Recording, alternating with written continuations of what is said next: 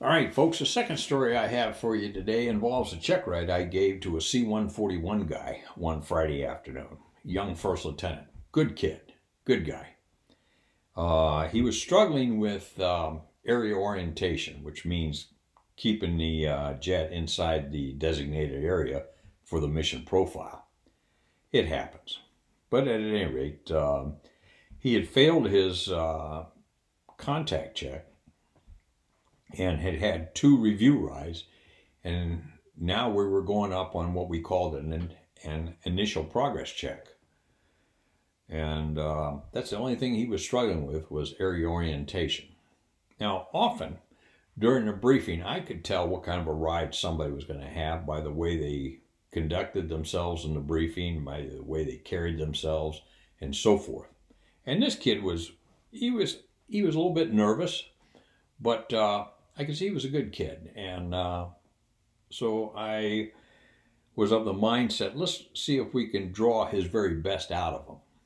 So he briefed the ride. Now keep in mind, at PIT for the check ride, I was acting as the student. He was acting as the instructor pilot. So that's kind of the way the thing went. So we went out to the jet, start, taxi, takeoff was uneventful, went over, did a single engine touch and go, and then on out to the area. Once we got established in the area, he set up, and I said, okay, sir, I said, what's the first maneuver we're going to do here? And he said, well, we're going to do a lazy 8 to the left. And I said, okay, fine. Now, a lazy 8 maneuver, you pull the nose up, and then you start a roll, and then as you come down through 90 degrees of turn, you're at 90 degrees of bank, and then you just come out the backside, and then you continue it on. The only problem was the way he set it up, he was right up against the border, the area boundary on the left side. And if he had executed the maneuver to the left, he would have gone out of the area, and I wouldn't have had any choice but to bust him. And I just really didn't want to do that. So I thought, okay, let's take a chance here. So I said, sir, I got just a fleeting thought here before we start. He says, what's that? And I said, why don't we do the lazy 8 to the right?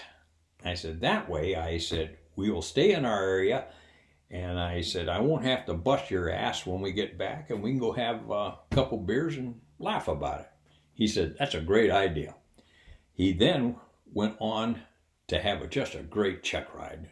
And it was just fun to fly the check ride. His nerves just disappeared, and we just flew the jet and had a lot of fun. I could see he was going to be a good IP. And those are the memories I like sharing with you. Another friend of mine, Joe, used to tell me, Bob, I enjoy giving check rides because he said, in that hour and a half I'm with that kid on a check ride, he says, I can get more teaching done than his instructor pilot can the whole 2 or 3 months we have the kids in the syllabus program. And that's the truth.